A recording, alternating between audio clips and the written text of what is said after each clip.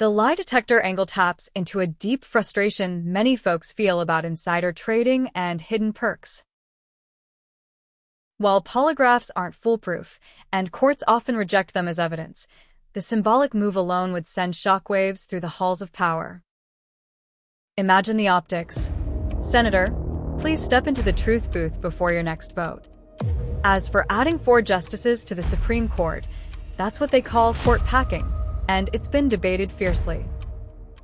Where no counsel is, the people fall, but in the multitude of counselors there is safety. The Constitution doesn't set the number, so Congress could change it. But not since 1869. The idea is usually floated to rebalance ideological leanings, though it risks escalating tit-for-tat expansions. Minimal cost, maximum structural impact. It's like reinforcing a shaky foundation with a few well-placed beams and a truth meter at the door.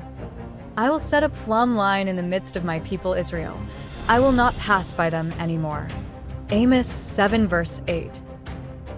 You shall have honest scales, honest weights, an honest ephah, and an honest hin. Leviticus 19 verse 36. Lie detector tests equals plumb line of truth. Just as a plumb line reveals structural deviation, truth tests expose hidden corruption. Amos saw the Lord measuring Israel's integrity, not with emotion, but with precision. Politicians trading stocks or hiding gold bars. That's a crooked beam in the National House. The plumb line doesn't accuse, it simply reveals. Supreme Court expansion equals reinforcing the frame. Adding justices isn't about politics, it's about restoring balance. Like adding support beams to a sagging roof, it's a structural correction. The goal isn't more voices, it's righteous judgment. Isaiah 1 verse 26 echoes this. I will restore your judges as at the first. Low cost, high impact equals builder's wisdom. You don't need a wrecking ball to fix a crooked house. Sometimes a few braces and a level are enough. Spiritually, this is Nehemiah's model. Rebuilding broken walls with resolve, not riches.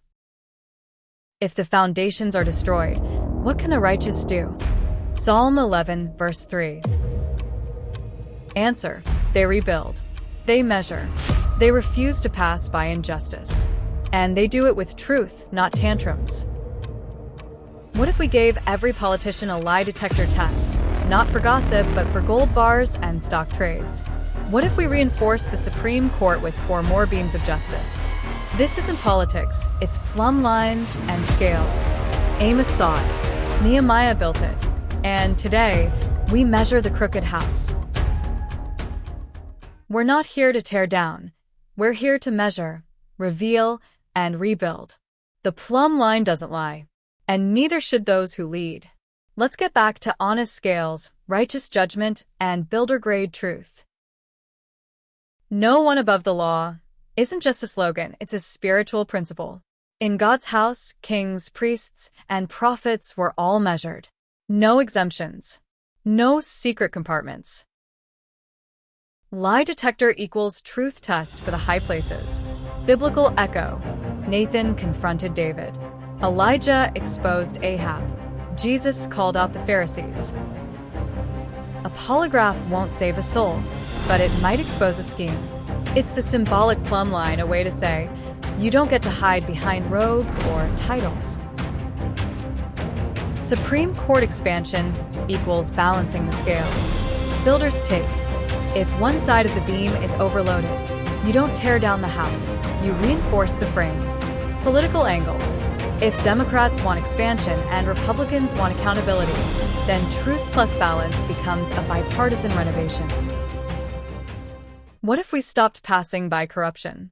What if we measured every leader, left, right, robe, or tie with the same plumb line? Lie detectors for trades and gold bars. 4 new beams in the Supreme Court. Not to punish, but to balance. Because in God's house, no one is above the line. Let every soul be subject to the governing authorities. For there is no authority except from God, and the authorities that exist are appointed by God. Romans 13 verse 1. This passage doesn't mean blind obedience. It means recognizing that lawkeeping itself is a divine institution. The role of rulers, judges, and enforcers is meant to reflect God's justice, not override it. Verse 4 continues. For he is God's minister to you for good. But if you do evil, be afraid, for he does not bear the sword in vain. So when you propose lie detectors and judicial reinforcement, you're not undermining authority. You're calling it back to its divine purpose.